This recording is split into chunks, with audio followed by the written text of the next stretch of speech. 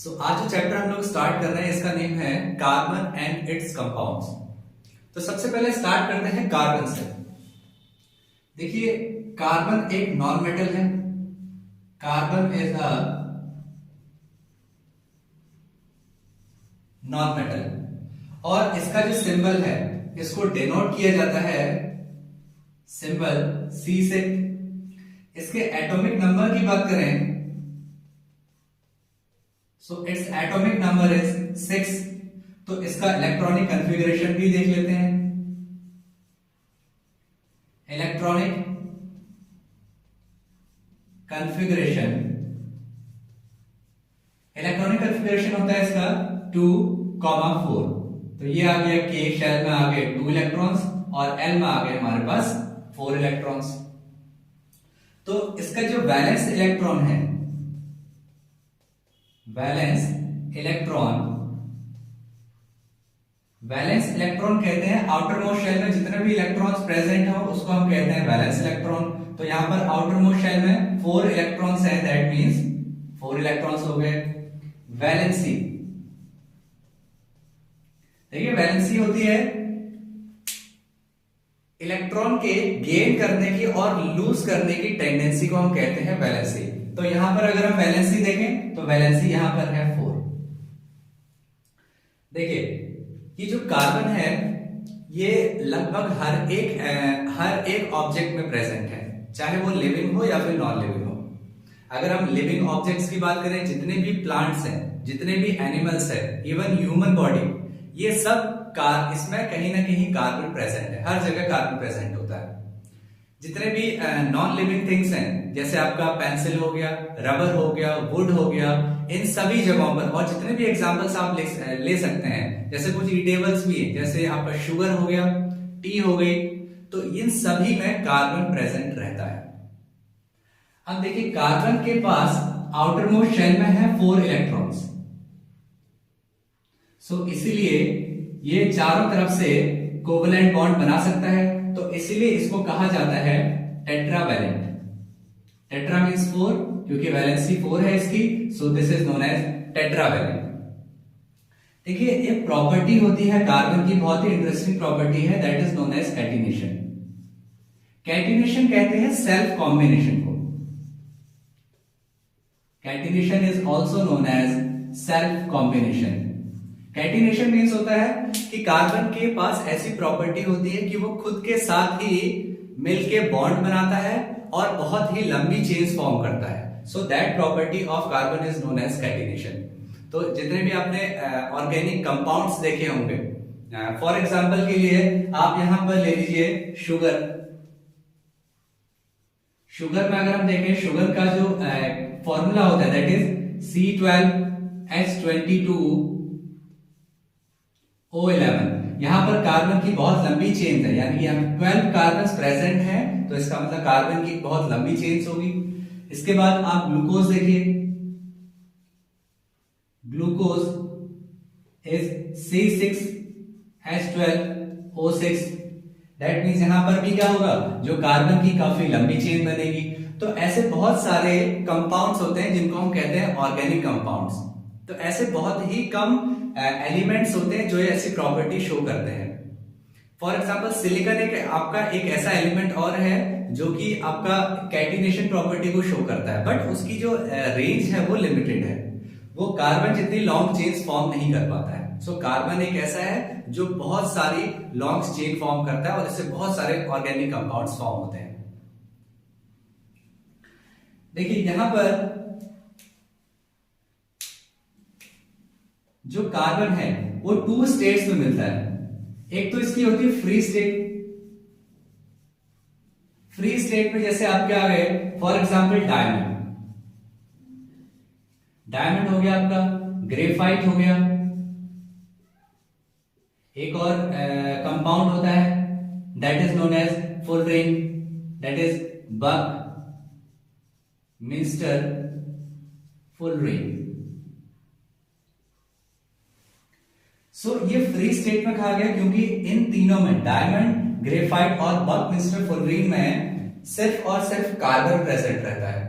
ये तीनों ही कार्बन के एलोट्रॉप्स हैं। यानी कि कार्बन को अरेंज किया जाता है, कार्बन पहले से ही अरेंज रहता है कुछ इस फॉर्म में कि एक फॉर्म में डायमंड बनता है और एक फॉर्म में ग्रेफाइट और एक फॉर्म में बकमिंस्टर फुलरिंग, बट इन तीनों में ही सिर्फ और सिर्फ कार्बन प्रेजेंट रहता है, तो इसीलिए कहते हैं कि यहां पर ये फ्री स्टेट में है। नंबर सेकंड, ये कंबाइंड स्टेट में भी मिलता है, it can be found in combined state also.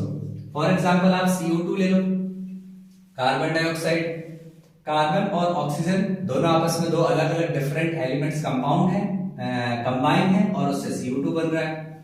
Next example CH4 methane, methane में कार्बन और हाइड्रोजन दोनों कंबाइन हो रखे हैं, तो यहां पर एक नया कंपाउंड फॉर्म हो रहा है। Then we can take the example of C6H12O6, glucose का आप एग्जांपल ले सकते हो। आप यहां पर C6H6 बेंजीन का एग्जांपल ले सकते हो। तो ऐसे बहुत सारे एग्जांपल्स आप ले सकते हो जिसमें कार्बन और कोई दूसरा एलिमेंट प्रेजेंट हो, so that is known as combined state. चलिए नेक्स्ट बात करते हैं एलोट्रॉप्स ऑफ कार्बन की। देखिए एलोट्रॉप्स कहते हैं अगर कोई भी एलिमेंट जितने भी फॉर्म में एग्जिस्ट कर सकता हो उसको कहते हैं उसका एलोट्रॉप। तो यहां पर जो कार्बन है वो मेनली थ्री फॉर्म्स में एग्जिस्ट कर सकता है। Number one that is diamond, number second graphite and number third buckminster fullerene. तो यहां पर सबसे पहले बात करते हैं हम डायमंड की।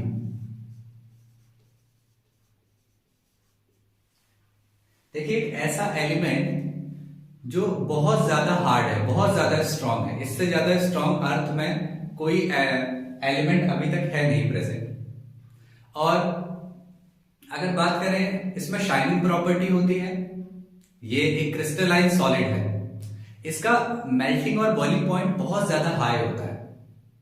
तो जब भी अगर आप इसको बहुत ज्यादा हीट करेंगे, बहुत ज्यादा अमाउंट में अगर इसको हीट सप्लाई देंगे तो क्या होगा, क्योंकि इसमें सिर्फ और सिर्फ कार्बन प्रेजेंट है तो ऑक्सीजन के साथ रिएक्ट करके वो CO2 बन जाएगा और आपके हाथ में कुछ भी नहीं बचेगा अगर आपने इसको बहुत ज्यादा हीट प्रोवाइड की तब। इसके बाद अच्छा, इसके अगर स्ट्रक्चर की बात करें डायमंड की, तो डायमंड के स्ट्रक्चर में क्या होता है, जैसे आपका एक कार्बन एटम है तो ये कनेक्टेड रहेगा 4 डिफरेंट कार्बन एटम से, एक ऊपर हो गया और इसी तरीके से 3 कार्बन एटम नीचे रहेंगे, यहां पर एक कार्बन एटम हो गया।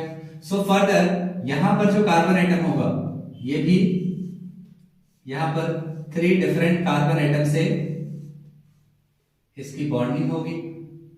तो each carbon atom is connected with 3 different carbon atoms. 3 नहीं कहेंगे, यहां पर तो 3 है बट ऊपर में भी एक से कनेक्टेड है, तो यानी कि सभी जितने भी इलेक्ट्रॉन्स होते हैं वो सभी ऑक्यूपाई होते हैं इस केस में। तो क्योंकि कार्बन के पास 4 इलेक्ट्रॉन्स होते हैं, तो एक इलेक्ट्रॉन ये हो गया, second electron, third and fourth. तो सभी जितने भी इलेक्ट्रॉन्स हैं आउटर मोस्ट शेल में वो सभी ऑक्यूपाई है, वो सभी बॉन्ड फॉर्म कर रहे हैं। और यहां पर जो बॉन्ड फॉर्म होता है that is known as covalent bond. ये कोवलेंट बॉन्ड बहुत ज्यादा स्ट्रॉन्ग बॉन्ड है और यहां पर ये जो कार्बन एटम्स होते हैं वो बहुत ज्यादा कॉम्पैक्ट होते हैं, एक दूसरे से बहुत ज्यादा आसपास होंगे, तो इसी वजह से ये बहुत ज्यादा हार्ड सब्सटेंस बन जाता है। और इसमें कोवलेंट बॉन्ड में क्योंकि जो स्ट्रॉन्गेस्ट बॉन्ड है बहुत ज्यादा स्ट्रेंथ होती है इसकी। और अगर ये जो फिगर बन के आया है ये 3D फिगर होता है, यानी कि 3 डायमेंशनल फिगर है और इस फिगर को हम लोग कहते हैं tetrahedron. This is known as tetrahedron figure. इसके यहां पर यूजेस की बात भी कर लेते हैं डायमंड की। देखिए सबसे पहले तो ज्वेलरीज में यूज होता है, ज्वेलरीज बनाने में जितनी भी कटिंग टूल्स होती हैं, जैसे आपका ग्रेनाइट कटता है, आपके टाइल्स कटती हैं और ग्लासेस वगैरह कटते हैं, तो जो टूल्स होते हैं जितने भी कटिंग के लिए, तो वहां पर छोटा सा डायमंड लगा होता है, डायमंड कटर। उसके बाद देखिए आई की सर्जरी होती है, जब कैटरेक्ट का सर्जरी किया जाता है तो उस टाइम पर भी जो आपका जो इंस्ट्रूमेंट होता है वहां पर सर्जिकल इंस्ट्रूमेंट, वहां पर डायमंड का यूज किया जाता है। तो नेक्स्ट बात करते हैं ग्रेफाइट की। देखिए ग्रेफाइट एक ग्रेश ब्लैक कलर का एक सब्सटेंस है और ये काफी स्लिपरी होता है और काफी सॉफ्ट भी रहता है। और इसको अगर आप लोग बहुत ज्यादा हीट प्रोवाइड करेंगे, क्योंकि ये सिर्फ और सिर्फ कार्बन से मिलकर बना होता है, तो इसको अगर बहुत ज्यादा हीट प्रोवाइड करने पर ये भी ऑक्सीजन के साथ रिएक्ट करके CO2 फॉर्म कर देता है और यहां पर भी कोई भी चीज बचती नहीं है। तो अगर हम इसके स्ट्रक्चर की बात करें ग्रेफाइट के, तो ग्रेफाइट का स्ट्रक्चर कुछ इस तरीके का होता है। यहां पर हर एक कार्बन एटम अपने नेबर के 3 कार्बन एटम से अटैच होता है और यहां पर एक इलेक्ट्रॉन फ्री रह जाता है। तो यहां पर जो कार्बन एटम है, इसने एक इलेक्ट्रॉन की शेयरिंग इसके साथ की, एक इलेक्ट्रॉन की शेयरिंग इसके साथ, एक इलेक्ट्रॉन की शेयरिंग इसके साथ, और यहां पर एक इलेक्ट्रॉन फ्री बच गया। तो इसी तरीके से जितने भी कार्बन एटम्स हैं, इनके पास 1 फ्री इलेक्ट्रॉन्स बच जाता है। तो ये तो बात होगी हमारी सिंगल लेयर की। अब क्योंकि यहां पर मल्टीपल लेयर्स होते हैं, और अगर यहां पर लेयर की बात करें तो लेयर 1 है हमारा जो सिंगल लेयर है, इसमें जो कार्बन कार्बन आपस में इनके बीच में बॉन्डिंग होती है, दैट इज कोवलेंट बॉन्ड। सो हम लोग जानते हैं कि कोवलेंट बॉन्ड बहुत ज्यादा स्ट्रॉन्ग बॉन्ड है। तो सिंगल लेयर में जितने भी कार्बन एटम्स आपस में अटैच है, इनके बीच में जो बॉन्डिंग होती है बहुत ज्यादा स्ट्रॉन्ग होती है। और यहां पर ये सब हेक्सागन फॉर्म करते हैं, 6 साइड्स हैं, तो इसलिए ये हेक्सागोनल शेप्स के हैं। अब यहां पर क्या होता है, यहां पर एक ही लेयर नहीं रहती, यहां पर मल्टीपल लेयर रहती है, लेकिन जो लेयर्स इसके नीचे रहेंगी वो एग्जैक्टली इसके सिमिलर होंगी। सो इसी तरीके से जैसे कि ऊपर की लेयर है, जो नीचे की लेयर होगी वो भी बिल्कुल इसी की तरह होंगी। तो यहां पर भी एक लेयर ये हो गई।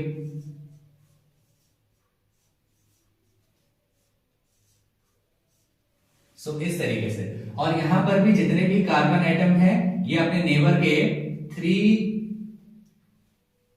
एटम से बॉन्ड फॉर्मेशन करेंगे और एक एक इलेक्ट्रॉन यहां पर भी बच जाएगा।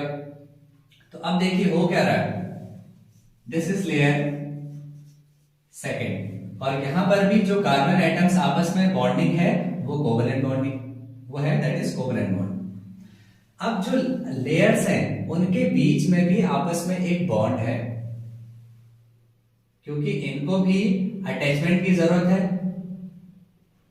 सो बट इनके बीच में जो बॉन्ड होता है वो होता है that is weak van der Waals force, that is weak van der Waals force. तो जैसे कि नाम से ही पता लग रहा है कि ये जो फोर्स है ये काफी वीक होता है, इसीलिए ये जो लेयर्स हैं ये आपस में बहुत ज्यादा स्ट्रांगली अटैच नहीं रहती। इसी वजह से जो ग्रेफाइट होता है वो काफी स्लिपरी होता है।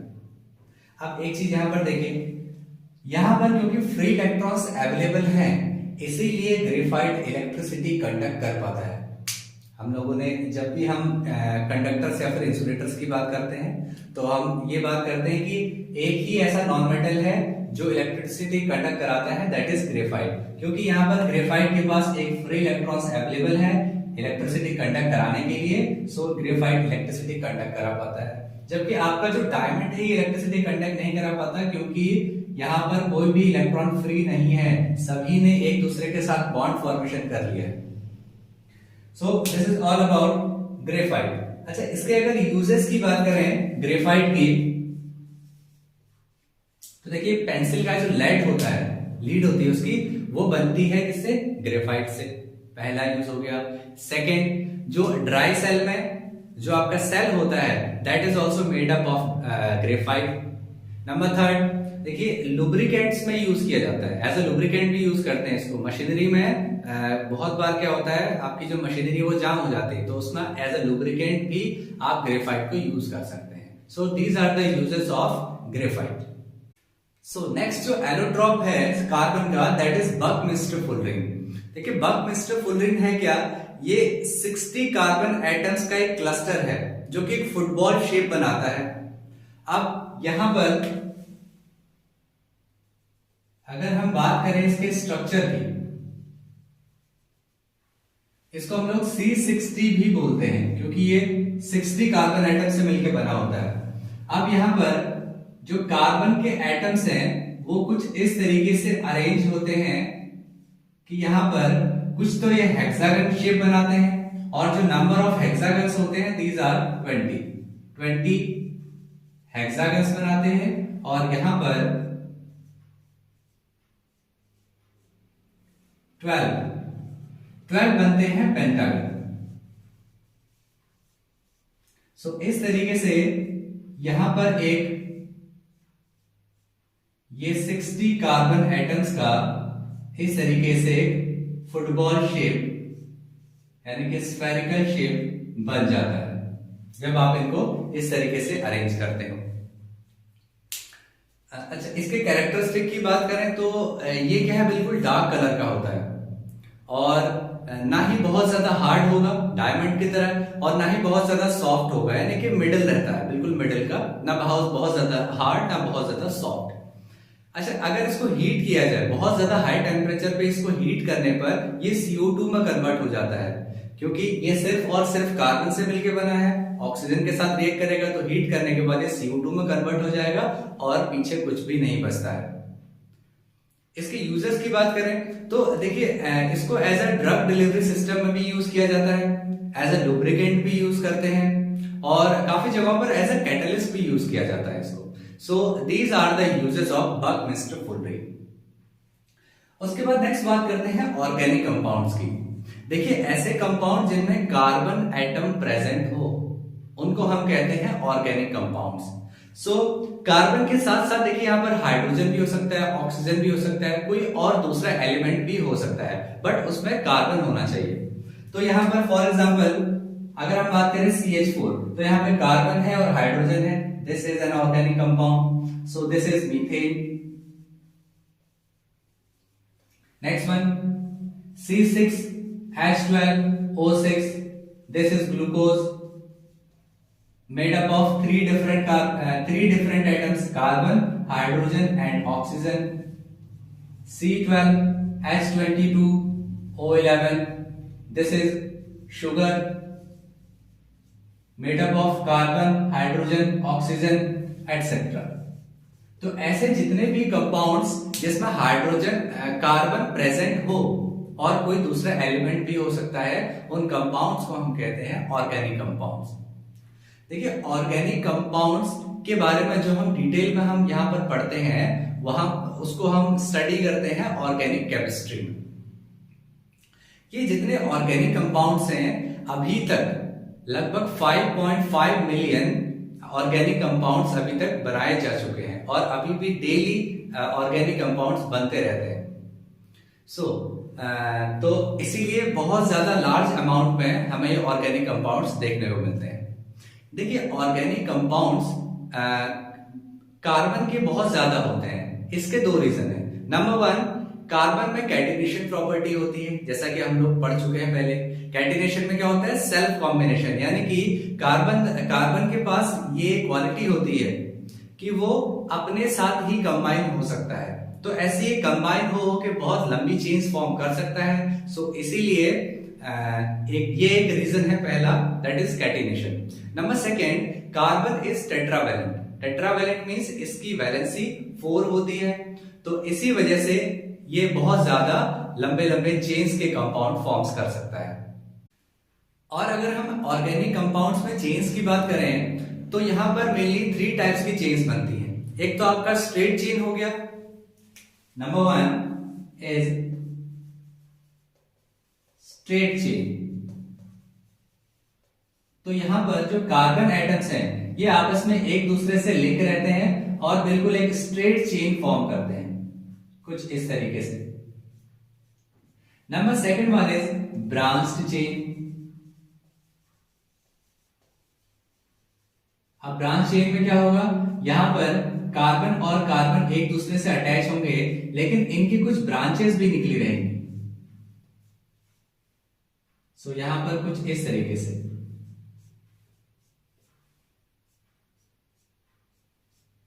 तो ये साइड में इनके ब्रांचेस निकली हुई है, so these are known as branch chain. और उसके बाद होता है एक number third is ring chain.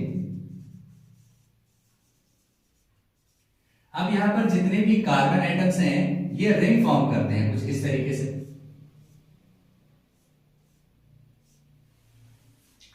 तो यहां पर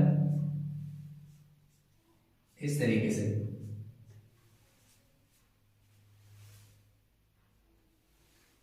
तो रिंग में यहां पर देखिए नंबर ऑफ कार्बन आइटम्स 3 भी हो सकते हैं एटलीस्ट, यानी कि मिनिमम 3 चाहिए होते हैं हमें, क्योंकि ट्रायंगल तभी बनता है। ट्रायंगल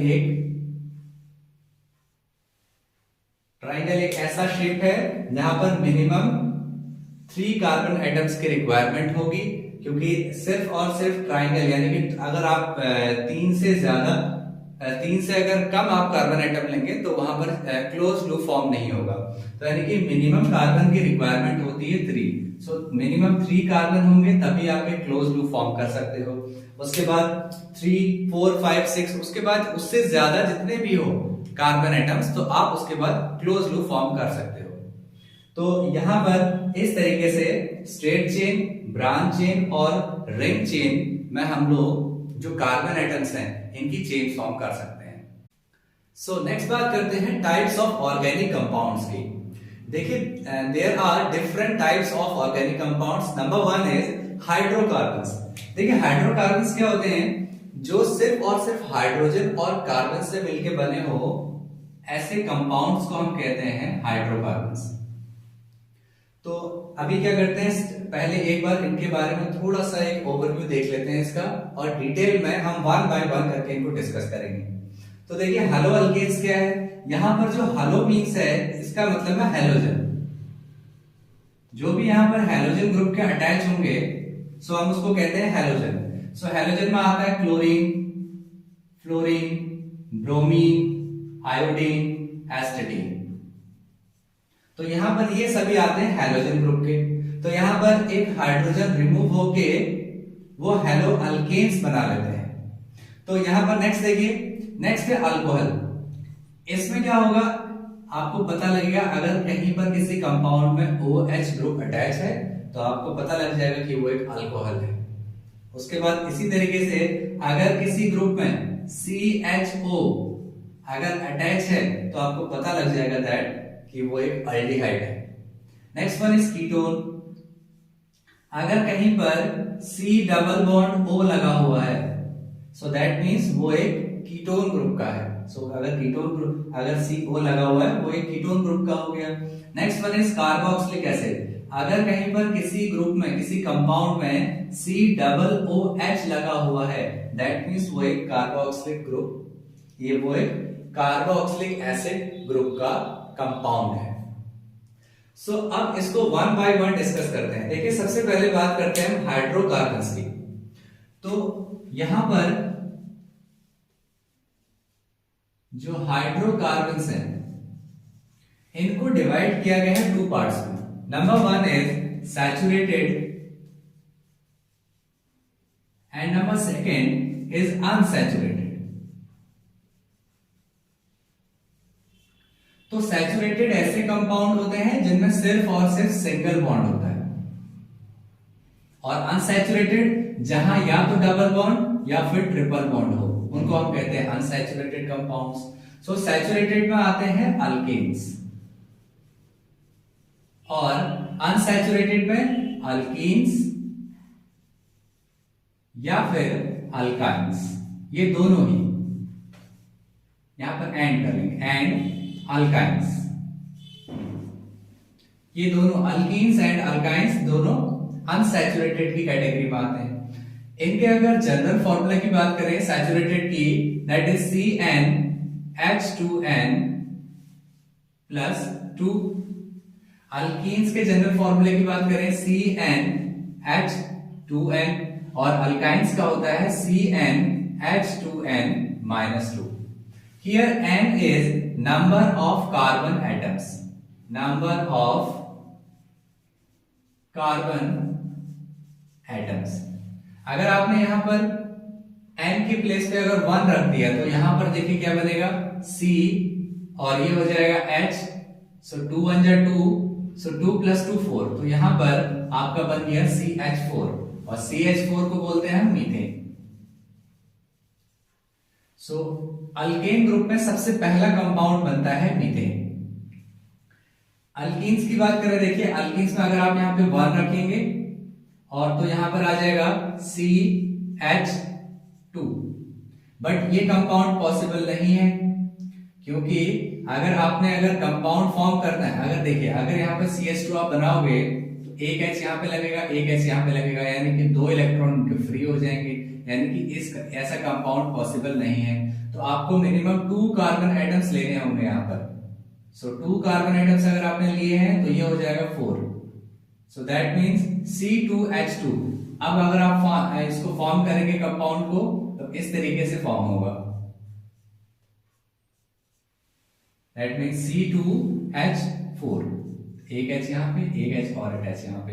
तो यहाँ पर इसके जितने भी देखिए, अब यहाँ पर क्योंकि अल्कीन से डबल बॉन्ड लगेगा तो इसके बीच में C और C के बीच में यहाँ पर होगा डबल बॉन्ड। सो इस तरीके से CH2 डबल बॉन्ड CH2, इसको अगर आप लिखना चाहें सो CH2 डबल बॉन्ड CH2 भी लिख सकते हैं। सो दिस इज इथीन। अभी इसके जब हम IUPAC नोमेनक्लेचर करेंगे तब आप लोगों को पता लग जाएगा कैसे इसकी नेमिंग हो रही है। नेक्स्ट वन इज, यहां पर अल्काइन में भी मिनिमम 2 कार्बन एटम्स की रिक्वायरमेंट होती है। सो यहाँ पर 2 2 4, 4 - 2 2, तो यहाँ पर C2H2 हो जाएगा। सो C2H2 देखिए, C ट्रिपल बॉन्ड C और H, एक यहाँ पर एक यहाँ पर, सभी ऑक्यूपाई हो गए electrons. So that means this is known as ethyne. This is ethyne. देखिए जहां पर अल्केन्स होते हैं तो सिंगल बॉन्ड में वहां पर हम लोग एन लगा देते हैं, और जहां पर डबल बॉन्ड होगा वहां पर इन लगेगा, और जहां पर ट्रिपल बॉन्ड होता है वहां पर लगता है आयन। सो अभी इतना याद रखिए, बाकी जो है हम लोग IUPAC नोमेनक्लेचर करेंगे तो वहां पर इन चीजों को डिटेल में देखेंगे कि कैसे इनकी नेमिंग, कोई किसी भी कंपाउंड की नेमिंग की जाती है। चलिए यहाँ पर साइक्लिक हाइड्रोकार्बन्स भी डिस्कस कर लेते हैं। देखिए साइक्लिक हाइड्रोकार्बन्स होता है अगर कार्बन एटम्स अगर आपस में एक क्लोज लूप फॉर्म कर रहे हो, यानी कि रिंग फॉर्म कर रहे हो, so that is known as cyclic hydrocarbons. अब साइक्लिक हाइड्रोकार्बन्स में यहाँ पर 2 टाइप्स के होते हैं। Number 1 saturated cyclic hydrocarbons, saturated cyclic hydrocarbons and unsaturated cyclic hydrocarbons।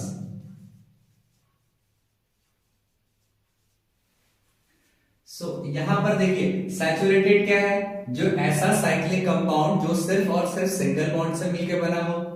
Unsaturated cyclic hydrocarbons ऐसा कोई सर्कुलर क्लोज लूप यानी कि सर्कुलर रिंग जो कि डबल बॉन्ड या फिर ट्रिपल बॉन्ड से मिलकर बना हो, that is known as unsaturated cyclic hydrocarbons. So सबसे पहले यहां देख लेते हैं। देखिए हमने क्या किया, यहां पर कार्बन एटम्स ले लिए इस तरीके से, 5 कार्बन एटम्स ले लिए। अब इनका क्या करते हैं, इलेक्ट्रॉन डॉट स्ट्रक्चर बनाते हैं पहले। सो यहां पर एक कार्बन एटम, यहां एक इलेक्ट्रॉन, यहां एक इलेक्ट्रॉन, यहां 2 इलेक्ट्रॉन फ्री होंगे। इसी तरीके से एक इलेक्ट्रॉन यहां पर, एक इलेक्ट्रॉन यहां, 2 इलेक्ट्रॉन फ्री रहेंगे। एक इलेक्ट्रॉन यहां, एक इलेक्ट्रॉन यहां, 2 इलेक्ट्रॉन फ्री। एक इलेक्ट्रॉन यहां पर, एक इलेक्ट्रॉन यहां, 2 इलेक्ट्रॉन यहां पर फ्री। एक इलेक्ट्रॉन यहां, एक इलेक्ट्रॉन यहां, इस तरीके से फ्री। अब यहां पर जो बाहर की साइड है, यहां पर हम फॉर्म कर देते हैं, यहां पर बना देते हैं हाइड्रोजन।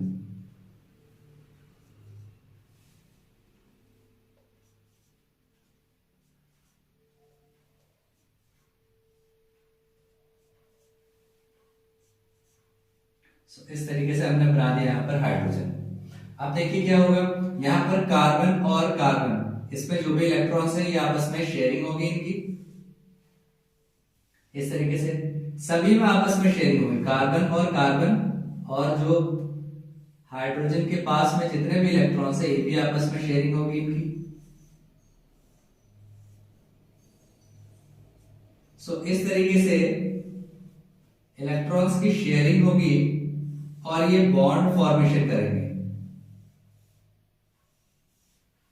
सो जहां पर भी दो इलेक्ट्रॉन्स आपस में शेयर हुए हैं, पेयर ऑफ इलेक्ट्रॉन्स, ये बॉन्ड फॉर्म करेंगे और ये स्ट्रक्चर कुछ बन जाएगा इस तरीके से।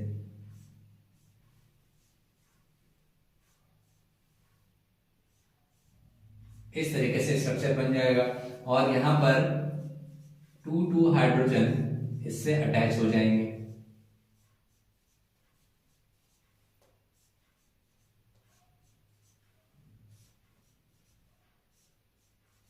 इस तरीके से, और ये हमारे पास एक स्ट्रक्चर बन गया है। 5 कार्बन एटम्स हैं, तो अगर इसकी नेमिंग करनी हो तो सबसे पहले, क्योंकि एक साइक्लिक कंपाउंड है, सो हम लोग लगाते हैं साइक्लो। अब ये 5 है तो पेंट, और क्योंकि सिंगल बॉन्ड है तो ए, so this is cyclopentane. So this is a cyclopentane. और अगर यहां पर 6 कार्बन एटम्स होते तो ये साइक्लोहेक्सेन होता, 7 होते तो साइक्लोहेप्टेन, 8 होते तो साइक्लोऑक्टेन। तो इसी तरीके से जितने number of carbon atoms increase होते हैं तो उस हिसाब से हम इसकी नेमिंग करते हैं। उसके बाद नेक्स्ट देखिए, next type of hydrocarbon is unsaturated hydrocarbon. अब अगर यहां पर सिंगल बॉन्ड की जगह अगर डबल बॉन्ड या फिर ट्रिपल बॉन्ड आ जाए तो वो अनसैचुरेटेड की कैटेगरी में आ जाएगा। तो यहां पर हम क्या करते हैं, अगर एक हाइड्रोजन यहां से रिमूव करके एक हाइड्रोजन यहां से रिमूव कर दिया और हमने लगा दिया यहां पर एक डबल बॉन्ड, तो अब ये जो कंपाउंड फॉर्म हुआ है, this compound is unsaturated cyclic hydrocarbons. अब इसकी अगर नेमिंग करें तो इसका जो नेम होगा, देखिए साइक्लिक कंपाउंड तो है, सो साइक्लो यूज करेंगे। यहां पर 5 कार्बन एटम्स हैं तो पेंट तो रहेगा, बट यहां पर डबल बॉन्ड आ गया है तो ये ईन हो जाएगा, सो साइक्लोपेंटीन हो जाएगा ये। और अगर यहां पर अगर होता ट्रिपल बॉन्ड तो यहां पर ये हाइड्रोजन रिमूव करने होते और यहां पर एक और बॉन्ड लगता, तब ये हो जाता ट्रिपल बॉन्ड वाला compound. Now it's name is cyclo तो रहेगा क्योंकि एक साइक्लिक कंपाउंड है, साइक्लोपेंट। अब यहां पर ट्रिपल बॉन्ड है तो आइन आएगा, सो साइक्लोपेंटाइन। सो साइक्लोपेंटाइन इस कंपाउंड का नेम हो जाएगा। सो इसी तरीके से हम लोग जो साइक्लिक कंपाउंड होते हैं उनका नोमेनक्लेचर करते हैं। बाकी जितने भी नोमेनक्लेचर, जितने स्ट्रेट चेन वाले हैं, ब्रांच चेन वाले हैं, इनका नोमेनक्लेचर हम आगे टॉपिक्स में देखेंगे।